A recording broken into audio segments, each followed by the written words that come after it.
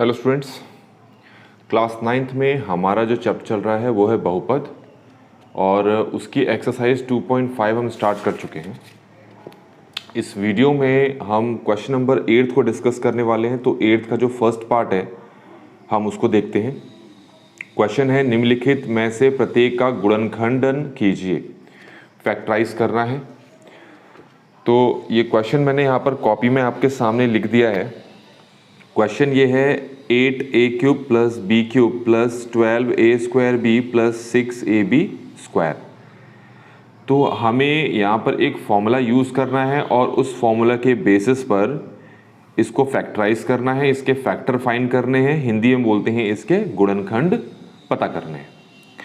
तो जो फॉर्मूला यहाँ पर यूज़ होगा वो फॉर्मूला होगा a प्लस बी के होल क्यूब का, जो होता है a³ plus b³ plus 3a² plus 3ab²। पर अगर तुम ये क्वेश्चन को देखो तो ये जो क्वेश्चन में चीज़ें दे रखी हैं वो ये दे रखी है, ठीक है।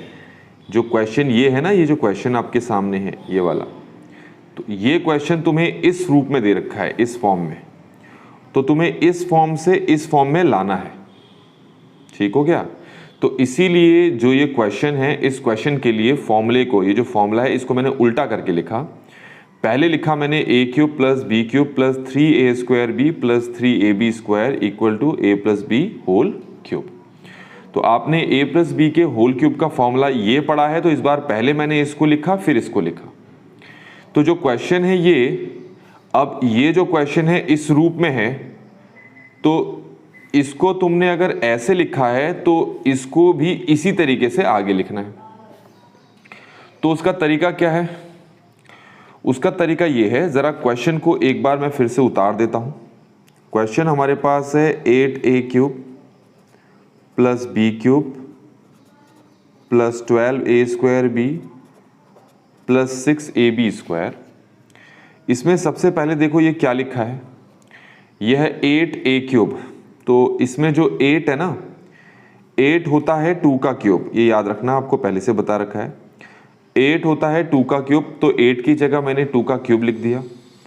a³ को यहाँ पर a³ ही रहने दो, b³ को b³ ही रहने दो और बाकी सबको ऐसे ही रहने दो अभी के लिए। तो अब क्या करना है, अब ये देखो 2 के पास भी क्यूब है, a के पास भी क्यूब है, तो आप दोनों को एक ब्रैकेट में रख के बाहर क्यूब लगा दो, प्लस ये b³ plus 12a² plus 6ab²। अब जो क्वेश्चन हमारे पास था पहले हमने उसको इस रूप में लिख दिया। अब जरा इसके साथ इसको थोड़ा सा कंपेयर करेंगे। तो यहां पर है a³ और यहां हो गया हमारे पास 2a का क्यूब, यहां पर भी है b³ और यहां पर भी है b³। अब इसके बाद यहां पर क्या लिखा है 3a²b। तो ये जो चीज लिखी है इसको भी इसी रूप में बदलना पड़ेगा। फिर यहां प्लस है तो यहां पर भी प्लस है। फिर ये है 6ab² और देखो फॉर्मूले में ये क्या है 3ab²।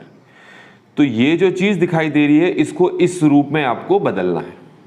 तो बदलने का तरीका क्या है, ध्यान से देखें। पहले इसको तो कॉपी कर दें, इसको वापस उतार दें, उतार दिया, फिर इसको भी उतार दें, उतार दिया, फिर प्लस का प्लस उतार दें।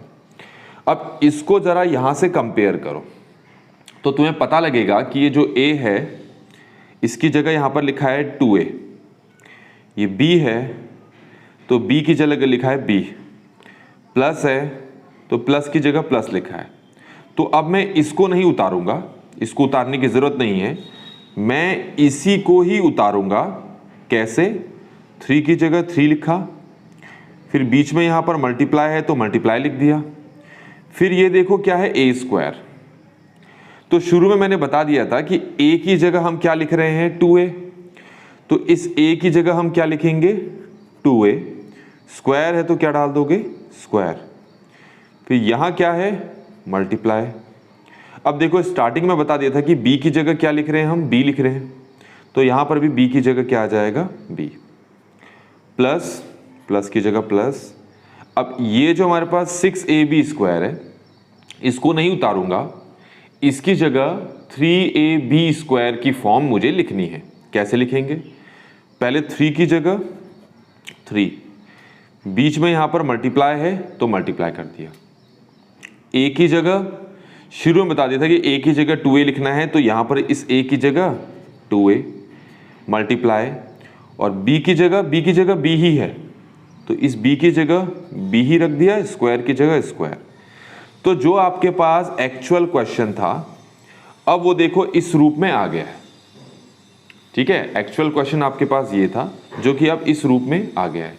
तो इस रूप को हम कैसे लिख सकते हैं? हम लिख सकते हैं ब्रैकेट, सबसे पहले क्या लिखा है 2a, फिर है प्लस, फिर है b, और यहां लगा दो होल क्यूब। बस आपको इतना ही करना है। तो इस तरीके से बच्चों ये वाला क्वेश्चन यहां पर हमने कंप्लीटली सॉल्व कर लिया है। आई होप कि आपको सारी चीजें समझ में आई होंगी। Thanks for watching.